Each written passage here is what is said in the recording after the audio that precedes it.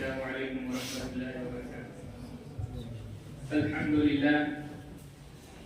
للہ رب العالمین والصلاة والسلام علی سید الانبیاء والمرسلین، اما بعد۔ قال اللہ عز وجل: ومن يتبع غير سبيل المؤمنين نوله ما تولى ونصله جهنم وساءت مصيرا۔ صدر محترم، حکم صاحبان، مشفق اساتذہ کرام اور میرے دینی بھائیوں، آج کے اس سالانہ انجمن میں میری تقریر کا موضوع ہے صحابہ کرام کا مقام مرتبہ قرآن و سنت کی روشنی میں۔ محترم حضرات، تو آئیے سب سے پہلے اس بات کو سمجھ لیتے ہیں کہ صحابہ کس کو کہتے ہیں۔ یہ لفظ صحابہ یہ صحابی کی جمع ہے، اور صحابی ہر اس شخص کو کہتے ہیں جس نے نبی اکرم صلی اللہ علیہ وسلم سے ایمان کی حالت میں ملا ہو اور اس کا خاتمہ بھی ایمان پر ہوا ہو۔ اب ان کا مقام مرتبہ کیا ہے؟ ان کا مقام مرتبہ یہی ہے کہ انبیاء علیہ السلام کے بعد اس روئے زمین پر ان سے بہتر انسان کوئی نہیں ہے۔ انہوں نے نبی اکرم صلی اللہ علیہ وسلم کا زمانہ پائے،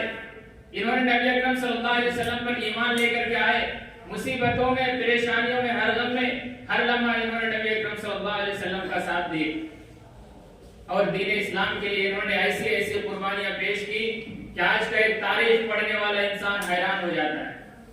انسان لاکھ عبادتیں کر لے، کوششیں کر لے، تہجد گزار ہو، متقی و پرہیزگار ہو، ان صحابہ کرام کے مقام و مرتبہ کو نہیں پا سکتا ہے۔ اللہ کے نبی صلی اللہ علیہ وسلم نے فرمایا: لا تسبوا اصحابی لو ان احدکم انفق مثل احد ذهبا ما بلغ مد احدهم ولا نصیفا۔ اس حدیث کی روشنی میں ہر وہ شخص جو نبی اکرم صلی اللہ علیہ وسلم کے تعلق سے برا بھلا کہتے ہیں، جو شخص نبی اکرم صلی اللہ علیہ وسلم کے اصحاب کو برا بھلا کہتے ہیں، ان کا دین سے کوئی تعلق نہیں ہے۔ اللہ کے نبی صلی اللہ علیہ وسلم اس حدیث کی روشنی میں ان سے بیزار ہیں، ان کا گویا کہ وہ نبی اکرم صلی اللہ علیہ وسلم کی اس حکم کو جھٹلا رہے ہیں، جبکہ ان کا مقام مرتبہ کا حال یہ ہے کہ اگر کوئی شخص احد پہاڑ کے برابر بھی سونا اللہ کی راہ میں خرچ کر دے، ان کے مقام مرتبہ کو نہیں پا سکتا ہے۔ یہی نہیں بلکہ صحیح مسلم کی روایت ہے، اللہ کے نبی صلی اللہ علیہ وسلم نے فرمایا: خیر الناس قرنی ثم الذین یلونہم ثم الذین یلونہم، کہ بہترین لوگ میرے زمانے کے لوگ ہیں۔ صحابہ کرام رضی اللہ عنہم تو وہ ہیں جنہوں نے نبی اکرم صلی اللہ علیہ وسلم کا زمانہ بھی پایا۔ اللہ تبارک و تعالیٰ نے اس گروہ کا جگہ جگہ تذکرہ کیا ہے۔ یہی وجہ کہ عبداللہ بن عمر رضی اللہ تعالیٰ عنہ کہا کرتے تھے کہ لا تسبوا اصحاب محمد فلمقام احدهم ساعة خیر من عبادت احدکم 40 سنہ، کہ صحابہ کو تم گالیاں نہ دیا کرو، ان کا نبی اکرم صلی اللہ علیہ وسلم کے پاس ایک لمحے بھر کے لیے ٹھہر جانا تمہارے 40 سال کی عبادتوں سے بھی زیادہ بہتر ہے۔ اللہ تبارک و تعالیٰ نے اس مقدس گروہ کا تذکرہ قرآن مجید کے اندر جگہ جگہ کیا ہے۔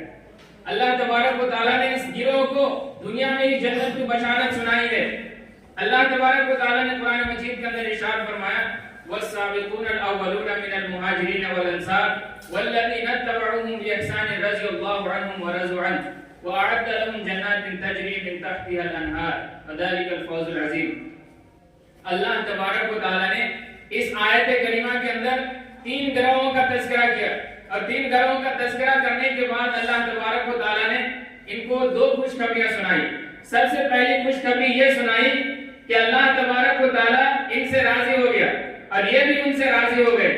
یعنی اللہ تبارک و تعالیٰ نے ان کی نیکیوں کو شرف قبولیت سے نوازا، اور اللہ تبارک و تعالیٰ نے ان کے گناہوں کو معاف کر دیا۔ دوسری خوشخبری یہ سنائی کہ اللہ تبارک و تعالیٰ نے ان کے لیے جنت کو واجب کر دیا۔ حضرات، اللہ تبارک و تعالیٰ نے یہ مقام و مرتبہ صحابہ کرام کو یوں ہی نہیں دے دیا،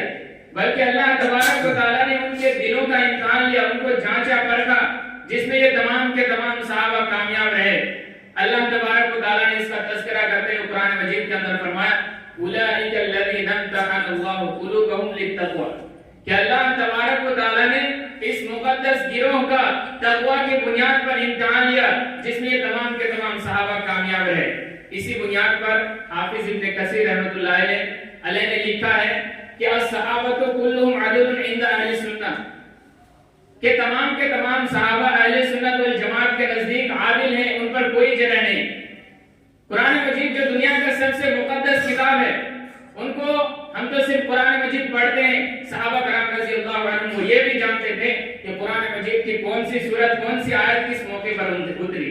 یہی وجہ ہے کہ اللہ تبارک و تعالیٰ نے اس کے منہج کو، اس کے نمونے کو، طور طریقے کو اللہ رب العزت نے تمام امت کے لیے آئیڈیل اور نمونہ قرار دیا۔ اللہ رب العزت نے اس کا تذکرہ کرتے ہوئے فرمایا، صحابہ کو مخاطب کرتے ہوئے کہا فَإِنْ آمَنُوا بِمِثْلِ مَا آمَنْتُمْ بِهِ فَقَدِ اهْتَدَوْا، کہ اگر یہ لوگ بھی صحابہ جیسا ایمان لے کر کے آئے تو یہ کامیاب ہو گئے۔ یہی نہیں بلکہ اللہ رب العزت نے ایک دوسرے مقام پر ارشاد فرمایا وَمَن يَتَّبِعْ غَيْرَ سَبِيلِ الْمُؤْمِنِينَ نُوَلِّهِ مَا تَوَلَّىٰ وَنُصْلِهِ جَهَنَّمَ وَسَاءَتْ مَصِيرًا،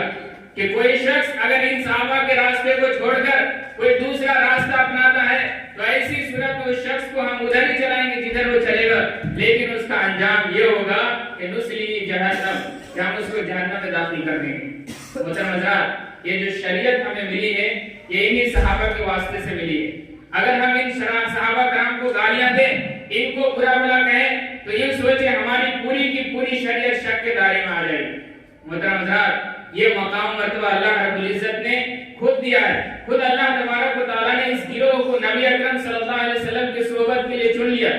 یہ صحابہ کرام رضی اللہ عنہم ہیں، ان کا مقام و مرتبہ تو یہ ہے کہ اللہ تبارک و تعالیٰ نے ان کے خطاؤں کو بخش دیا۔ جنگ احد کے موقع پر ان سے غلطیاں سرزد ہوئی، ان کے تعلق سے اللہ کے نبی صلی اللہ علیہ وسلم نے، ان کے تعلق سے جو فرامین اللہ کے نبی صلی اللہ علیہ وسلم نے صادر کیا تھا، ان کے تعلق سے ان صحابہ نے ان کی مخالفت کی، لیکن اس کے باوجود بھی اللہ تبارک و تعالیٰ نے ان کو بخش دیا۔ اللہ تبارک و تعالیٰ نے اس کے تعلق سے آیت اتار دی فَاسْتَغْفِرْ لَهُمْ وَشَاوِرْهُمْ فِي الْأَمْرِ، کہ نبی آپ ان کے لیے بخشش طلب کیجئے، آپ ان کے تعلق سے بخشش طلب کیجئے اللہ رب العزت کے دربار میں، وَشَاوِرْهُمْ، اور اس کے اس معاملے میں ان سے مشورہ کیجئے کہ اللہ تبارک و تعالیٰ نے یہ اعزاز، یہ مقام مرتبہ ان کو عطا کیا ہے۔ محترم حضرات، کفار مشرکین صحابہ کرام کے تعلق سے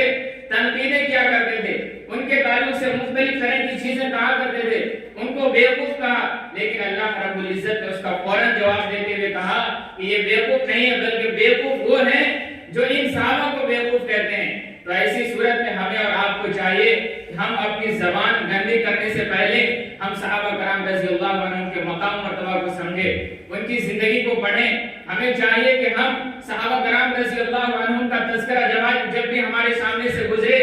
ہمارے سامنے سے جب بھی گزرے، ہم ہماری زبان سے رضی اللہ عنہ و رضوان کا ورد ہماری زبان سے جاری ہونی چاہیے۔ اللہ تبارک و تعالیٰ سے دعا ہے کہ اللہ رب العزت ہمارے دل میں صحابہ کا احترام دے، اللہ رب العزت ہمیں صحابہ کے طور طریقے کو اپنانے کی توفیق دے، آمین۔